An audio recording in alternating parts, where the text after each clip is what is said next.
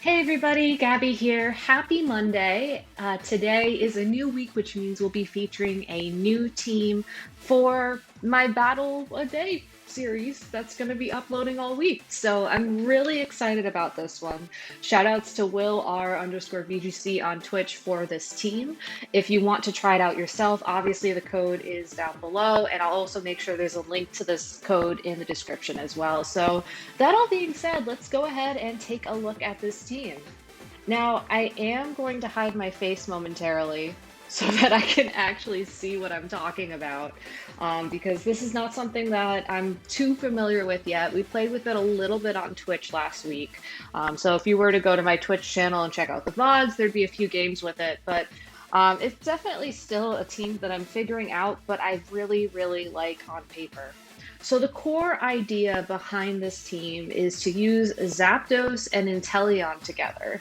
Inteleon's one of the fastest soak users in the game, and ZAPDOS is just a really amazing Pokemon right now with access to Dynamax and Static as its hidden ability, which means every time someone attacks Zapdos with a move that makes contact, they have a chance of being paralyzed. So it's a huge improvement over its normal ability Pressure, which just uses twice as much PP per move on the opposing side of the field. And Zapdos gets good enough type coverage and obviously access to Hurricane, which means access to Max Airstream, where you could really make this team work. Now, when talking to Will, he told me that he usually likes to leave Whimsicott and Teleon if he's going for the soak strategy, just so that he can like switcheroo, eject button something if needed. If you do switcheroo and Ice Shard, due to how the speeds compare on Whimsicott and Teleon, you can actually force a switch on the opponent's Dynamax Pokemon if they didn't protect or whatever. So that's a pretty cool tech that's included on here. Tailwind is also really great support for the Urshifu and the Landorus as well, who are the other heavy hitters of this team, and the Nihilego too. I mean, this team is very much like super powerful, hit hard, hit fast, get out kind of thing. So it's definitely an adjustment from my normal play style, which was something fun to sort of adapt to on stream. So we're gonna try it out here this week, see how it goes. So yeah, if you like this team, if you like this series, make sure to give a like on the video. You can also comment and subscribe, and check me out on Twitch as well. I stream every Tuesdays, Thursdays, and Fridays starting at 7 p.m. Eastern. So yeah, I mean, I'm just getting those plugs in as we progress through these menus, because it's like, what else am I going to talk about, really? I could talk about the weather, but the weather's okay. It's actually really cold out. So yeah, that's the weather. Yeah, you know what? Peony's actually pretty good. Though I was watching someone stream the other day and they had their music set to random, and I'm thinking I might start doing that for these videos as well, just to mix it up a little bit. I feel like I play a lot of Toby Fox and Battle Tower on here just because of personal biases, and I want to keep it interesting for the viewers. Anyways, here is our matchup for the day. Good luck, have fun, Boris. Okay, this is certainly an interesting team. That is a Tornadus Incarnate, a Heatran, Darmanitan in its Galarian form, Togekiss, Rillaboom, and Lapras. Now, when I see this team and I see the Lapras and the Togekiss together, I think that, okay, Lapras is probably going to be the one that wants the Dynamax. It's going to get screens up thanks to Gmax Resonance and just really increase the bulk of all these other Pokemon. But while that would be amazing synergy with the Rillaboom and the Heatran, I don't really know what to expect from the Galarian Darmanitan. It certainly isn't one of my favorite Pokemon, so I think what we're going to do in order to start things off is we're actually not going to lead the Inteleon. I don't think we really need Soak, to be blunt, with this matchup. Like, I think just a normal Zapdos would be good enough. So we'll do Whimsicott Zapdos to match Tailwind, also to possibly switcheroo and just attack the Lapras if it is the lead Pokemon that we're going to see. And then in the back, I want Urshifu to help with the Ice typing, and the Heatran, and then Landorus for everything else. So I think this is a pretty solid strategy. Again, we don't really need the Soak, and because all these Pokemon are going to take enough damage from ZAPDOS to begin with. So I think what I really want to do is I really want to try and get the switcheroo to stop Dynamax strategy working with this game. So come on, let's see a Lapras lead. Give it to me, please. No. Oh, no, that's the... Oh, well... Okay, well, it's actually going to be the Darmanitan that leads. So... and the Tornadus can match the Tailwind. So... As much as I would love to just go for a switcheroo here and try and eject the Darmanitan as quickly as possible, we're going to go immediately for a Dynamax and a Max Flare into that Darmanitan. If it is the Pokemon to Dynamax, which it doesn't appear to be, I strongly believe that the Zapdos is slower than that Pokemon. I think the extra HP from Dynamax would have allowed us to live. Now we get the extra HP from Dynamax, and we also get a weakness policy activation here. So even if the Darmanitan is holding a Focus Sash, which my gut is telling me the most likely item on it at this moment in time, we can go ahead and KO it next turn with Moonblast, so we only take damage from one Ice-type move. So there's the dual Tailwinds like we predicted. Here comes the Darmanitan with an Ice Punch. That still does a ton of damage, because it's probably the Choice Band ability, and it could also potentially be holding a Choice Band as well. So, you know, this Pokemon, I think actually there was a couple of Galarian Darmanitan in Top Cut for the Players' Cup that kind of wrapped up this weekend. Not so much wrapped up, but you know, the preliminaries are over with. The top 4 players from each region have been decided. Like, and it's a good ability. I just don't like that Pokemon. So it's okay, it's gone now. Most likely banned because we did see it switch out. So let's go ahead and switcheroo to the Lapras and follow it up with a Max Lightning. I'm not really worried about speed control right now. I don't think we need an extra Airstream. Maybe next turn. I'm more worried about the Aurora Veil, quite frankly. Because if my opponent gets that up, that's really going to make it harder for my other Pokemon. But my opponent potentially saw that switcheroo coming, or otherwise just wanted to, I don't know, maybe keep the Lapras safe for later, save their Dynamax. So that's a little bit unfortunate. This also probably means that that my opponent is convinced that Zapdos can possibly one-hit the Lapras. So that's something interesting to keep in mind as well as we go into the next turn. Yeah, that's actually something really interesting. But the good news is we won't keep grassy terrain around, which means that Rillaboom cannot go for anything nasty, like a Grassy Glide to pick up the KO on this Lapras, because we are, or excuse me, KO on our Zapdos. And we also just forced it to switch out, so you know, it's fine. It's totally fine. But we are in a danger zone right now where, yeah, where my opponent still has access to Dynamax. One more Air Cutter from my opponent will be enough as well to KO Whimsicott, which usually means I need to start worrying a bit more about speed control. So we're going to go ahead and Max Airstream the Lapras slot.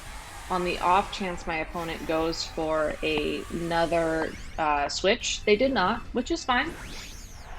And then we went for a Moonblast into the Tornadus because I think that is probably the Pokemon that is Focus Sashed at this point. Which is something I probably should have called a little bit sooner in this game. You know, Tornadus definitely benefits from Focus Sash a lot more than a Pokemon like the Darmanitan, so it's okay. It's okay, there's next time. There's always next time. And my opponent did correctly call the Max Guard, so they are really trying to get rid of Zapdos. Which I respect. I respect that. I think, interestingly enough though, this is also going to be the end of Tailwind. So we could end up in a situation here where I Tailwind and my opponent doesn't because they do want to try and KO Zapdos. Oh, no, just kidding. Tailwind is not done yet. Alright, well, here's what we're going to do. We're going to go ahead and Moonblast the Tornadus one more time and go for a Thunderbolt onto the Lapras and just hope we get it. That's our best play at this point because of that max guard the previous turn. I'm not really expecting... Oh, never mind. I was going to say, I'm not expecting a KO here, but a special attack drop actually might make surviving this feasible for ZAPDOS, which it did. So, cool. Cool beans. I think we would have taken it regardless, judging about how that did, like, 20 damage, or 5 damage. It probably would have done maybe, like, 15 or 20 otherwise, but that's okay. Also, a good thing to notice is that we did not see any sort of weakness policy activate on this Lapras, which means it's probably going to be light clay. So just the important things to keep in mind. Unfortunately, we are in a position right now where we are sending in our last 2 Pokemon, and one of those Pokemon is going to be choice banded. So we really have to think closely about what we want this Urshifu to lock into. I'm thinking that because the Lapras is at such low health at this point in time, it probably makes more sense to just lock into, like, Wicked Blow. Because then we'll still deal decent damage to the Rillaboom. Though, now that I'm saying that, close combat's probably okay too. I'm more worried about the defense drops from the close combat. I feel like that might actually end up deciding things here, so Rock Slide, Wicked Blow probably will be enough to seal this game. Once it's 2v1 with the Rillaboom, we can go ahead and fly on the Landorus, and then just keep attacking with the Urshifu, really. And I think that'll seal things up. So yeah, pretty good game. Overall, I think the turn where I used Switcheroo, admittedly, I didn't expect my opponent to call that. In retrospect, I don't think they were necessarily calling the switcheroo play. I think they were just trying to switch things around so that it would be harder for my opponent, or it would be harder for me to keep the, to utilize Dynamax to the best of my ability. So that's something key. Something else key here is the fact that they did get Tailwind up. So this is going to be a little bit interesting for the last chunk of this game. But as long as Rock Slide connects, I think we're still okay. Yeah, we're still okay. Switching to stall out Dynamax is definitely something that I need to get better at in terms of a strategy. When you're dealing with something like Rillaboom and there was a good chance that I wasn't going to Airstream into that slot, like that kind of defensive switch does make a lot of sense. I just read a little bit too far into it when I was like, oh man, he called the switcheroo. It's like, no, that was still the better play overall. All right, but yeah, we're going to go ahead and fly, and provided we can actually fly up into the air, that should seal this game. If he does decide to go for Grassy Glide into the Landorus and we don't take it, then that's another thing. But it looks like my opponent is going to just KO the Urshifu here, and yeah. Now, we do have to call out the possibility that the Rillaboom is holding a Koba Berry, which means it might take a couple of flies to pick up the KO. And at that point, you have to wonder, well, is he running Woodhammer? Like, how is that going to match up in terms of, like, how much damage? Or you could just protect. Okay, so he's going to protect. Oh, okay. Wow, we're playing this game? Alright, we're playing this game. So because he has protect, because he's not running something like an Assault Vest, that means that we can't really keep spamming fly, because every other turn he's just going to protect. But that does mean it's a good possibility that Grassy Glide is his only real attack here. So let's see how much damage Rock Slide's going to do. Okay. Yeah, alright, never mind. I guess he won. He won because of the protect. Admittedly, Aurora Veil did just wear off, which means this Rock Slide will do more, but that also means the Lapras wasn't Light Clay. So, but this Rock Slide still needs to crit in order for us to even have a chance of holding this, but yeah, no. That's okay, GG's, GG's. I still feel like I made mostly the right plays except for that one switch. So, yeah, I don't know. Admittedly, I also assume that all Rillaboom are Assault Vest, but that's okay. It happens. I hope he shows us his team, Because I'm really curious what the item distribution was on there now, because I feel like I called that all wrong. Yeah, I feel like I called that all wrong. Nope, we're not gonna see it. Are we not gonna see it? Yeah, no, we're not gonna see it. That's all right. Hopefully, we'll see it next time. But seriously, this is a really fun team. It's definitely an adjustment of play style for me, so I'm really looking forward to getting sort of adapting to it as this week progresses. And I hope you try it out as well. Again, the code is down in the description. And if you like this video, if you enjoyed watching it as always, please let me know down in the comments below. Tell me about your Series 7 battles. I'm really curious what kinds of teams people are playing now that the Players' Cup results are out, and people might be adjusting to that metagame a little bit. You can also subscribe to me on YouTube. I do uploads every Monday, Wednesday, and Friday. Or you can subscribe to me on Twitch or follow me on Twitch. Again, I stream Tuesdays, Thursdays, and Fridays starting at 7 p.m. Eastern, and we have a ton of fun there. We're doing pack openings recently and just a lot of good stuff. So I would love to see you during my live streams, and thank you so much for watching here. So I'm going to go and edit this video. So that's all I got for today. Thank you all for watching, and until next time, I'll see you later.